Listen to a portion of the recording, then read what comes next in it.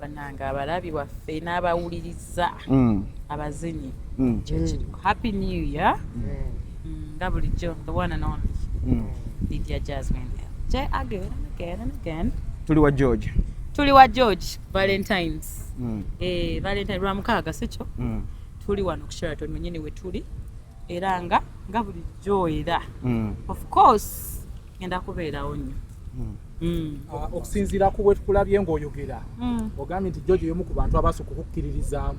Well, a bit background about that. Yeah, because I remember my biggest collaboration was George same way because lwaki sogera yarabadaba nali nkyasoma saji performing like sagenanga ku stages ng'abantu bamanya akayimba n'akawala bakalaba who is that kagalo nga toli wakabi nnyo kwegamba nga sinokumula tetulimba nga nako naffe so it was literally my big but kati we namaliriza went campus omuntu eyampa collab yasooka nga solo career nganzize nganze nga bya serious yali rabadaba era lwolimba lwenasooka ogendako ku stage nga ne bankubira enduulu. It's the first song nonga yebakulanga and people are like nga sikimanyi nakima kyekitegeeza feeling eyo njijjukira ku luyimba olwasemwe gye nasooka owuli. Yeah, so it's a very special song and he's a very special artist kubanga era omumulaba George ebbanga lyonna abadde ayimba obuyimba bwe nga waakabi so teyatuwa buzibu yali cooperative twapushinga oluyimba babiri twakola ebintu buli kimu babiri and the song is huge up to now. Luyimba bw'obala ennyimba zange nnene essatu mweruli wali wakatandika career yo nga bw'ogambye nti yakusanga oba oliawo ku campus munange nedda because like I said that time nalina omuntu gwe nali nkola naye era ye yam reaching out Washington yam reaching out it wasn't me, it was never directly with me. So but even bwe twe meeting anganze naye n'omuyimbi Jostede has always been respectful of me like taina kye yali akoze ekivoola oba eki twegamba he's like a brother era tweyita kigozi nenaawe tulina baluganda you know. So yeah ng'osobola okutuula mu kifo kyekimu nga ex wali side eno ne ex omulala bulungi nnyo why just people think exes have to be enemies by the exes bange siba enemies bange ntula bulungi nnyo n'okunyumya nawe ne tunyumya n'okwewahaga twewahaga ne bulungi ate nga it doesn't mean nti no tuli ffenna okitegeera just nti no olina nasigala nga alifa bannange tuli mu century gye tulimu bannange tuli mu gundi tetukyali muziri enkadde mwewala ne mwekola ebintu nedda. Also I think it depends anyway ngeri gye mwayawukanamu maybe nature Lydia tuli mu wiki ya kujjukira Moze Radio ali akuwandikiddeyo ku luyimba omu ku bayimbi be if kyaleka ne tuwera abayimbi basatu be yawandikira more than 3 songs bambwirayo abaliyo apart from ye nga ye ne Rene Wizo nga yawandikira omuntu ennyimba 3 ndowooza tetuwera basatu. It's me eyampandikira Masuuka nampandikira Nkubanja nampandikira Gwokyanga omuliro so there are 3 songs. Yeah. Ku weekend eno ku Sunday twabadde kaganga tumujjukira naye abayimbi bonna basenga tebabadde abantu nga bagamba mwagamba anyway chaggwa nzera senga nabaddeyo nakava kunyonyi katuba Nairobi baddeyo for a week nzera senga nali munze mumanyi kintu kikolagana ne radio mbeerawo era nerero ekiro tugenda kumuselebratinga ku the villa ewa Henry wa Mr. Henry. Yes, it is not paid for, it is a legacy tugendayo ku celebrating legend waffe, so that shows you how much respect we have. Ate eri abayimbi abalala babaddewo nga Kampala babaddewo ne mu Uganda nga mwebali abamu nga yakolanga nabo simanyi munange I don't know abantu buli omu engeri gyatola naye kati nze sinza aba Uganda nga ne bwemba nina emirimu ne balanga ekintu ekikwatagana ku radio nga mazima ddala nga nesitagendayo nga mmanyi nti no kwa anyway nze kuba nze namufunamu ebintu bingi nze nali backup artist waabwe nga nsoma ku campus. I paid my tuition because of them, because of Lydia and Wizo and Jeff Chigwa. If it wasn't for those guys simanyi oba campus nandigimazeeko, you know. So for me kinkakata kumbo. Lydia, wali backup wabula wabira munyi. Why do you think people feel like Wizo is not enough to be in the industry? Who feels like that. I feel like tubabeereyo nga bamuzaala ate anti kati omanyi Ugandans bagamba musima abantu nga bagenze mujja kumusima naye ng'agenze ate which is bad. Nze nkubuulira Weasel is have you people been around Weasel mu studio sessions oba boogera bwogezi those guys baalinga nze nali nina ne gundi okubeera around them nga nkankana bayingira studio tebawandiika babukubi freestyle Weasel oyo tawandiika akubirawo you know how talented he is. Like, I mean, there would never have been a radio and Weasel without Weasel. It's still that combination that we loved, we adored. So, era Weasel yali a part of it. I don't know why people keep tibawa Weasel his flowers, but Weasel is very, very talented. Okay. Lydia Valentine is celebrating at young omuntu. Ngenda bankola era nzija ne wajja okimale neyongereyo. Bade manyo be ano omuntu omwe naye muri yakubye nyanyi. Bano omuntu wange every day is Valentine's. Ne bata kwa muri Valentine. Ash. Bampe bimuli any other day, why is it just Valentine's? We batampanga in the car.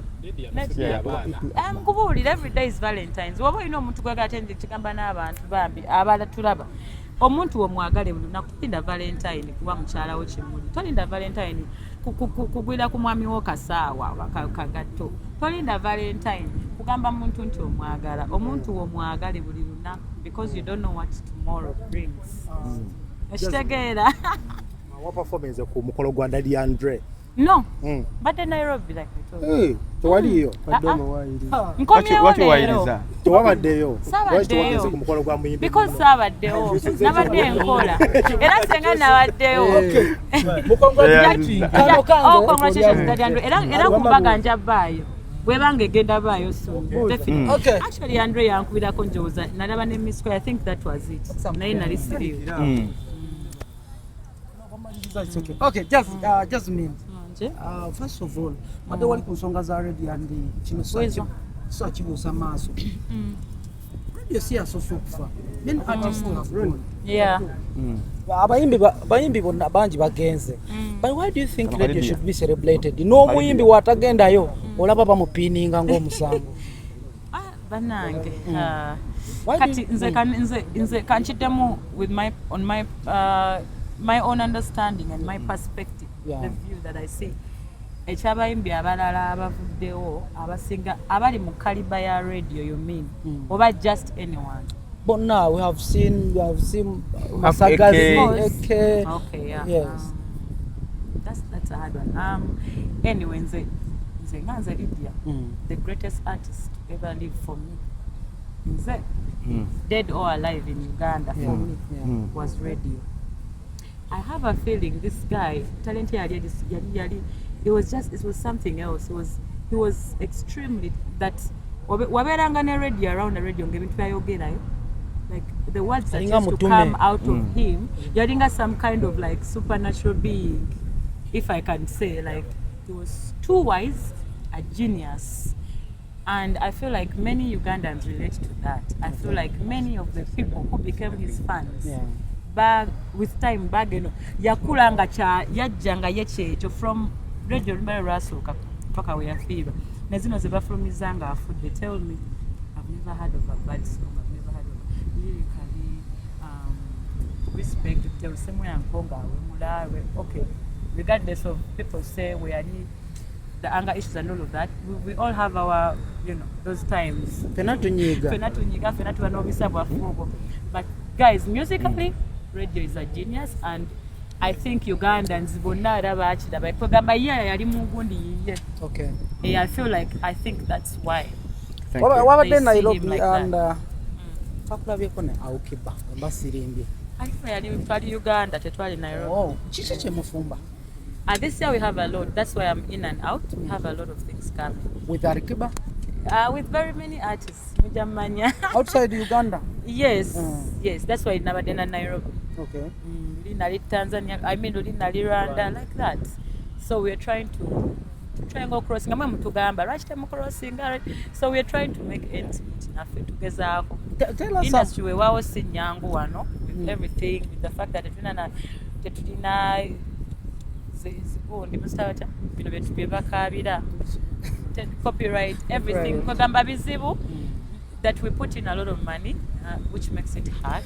So, Tell but- us some and we are praying that everything goes well. Tusaba. Okay. Kikutukira ddala. But today, Tell us tetunakiraba, so we are praying and hoping. Lydia, tell us some moment with Kiba. Biki bye batusinga moment gwe yabeerako ko naye. Ebyo byonna bye nkugambye.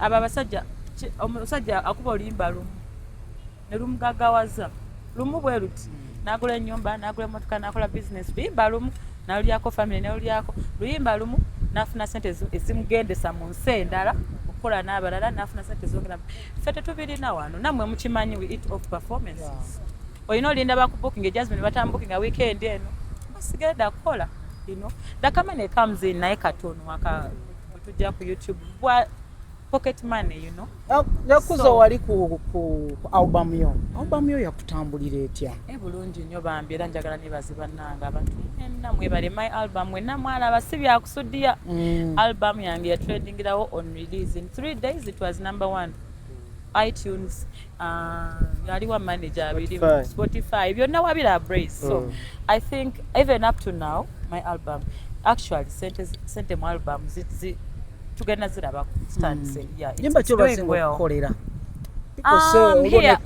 Here Chameleon was best. home Chameleon Chameleon one ku ground then when nakola album tour Ajjukidde twagenda Nairobi twagenda Rwanda bantu bayina ate nabo ndala ninako Munyarwanda ninako mu Tanzania so naye wane waka it was Chameleon song. Okay, thank you so much. Okay, akatumaliriza Lydia. Kuno omwaka tusibireyo show kuva gy'oli kubanga tuwa z'oliko. Yes, because we last did that show 2024. Yeah. For Africana March.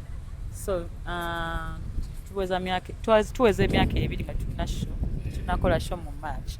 So tugenda langa mu March.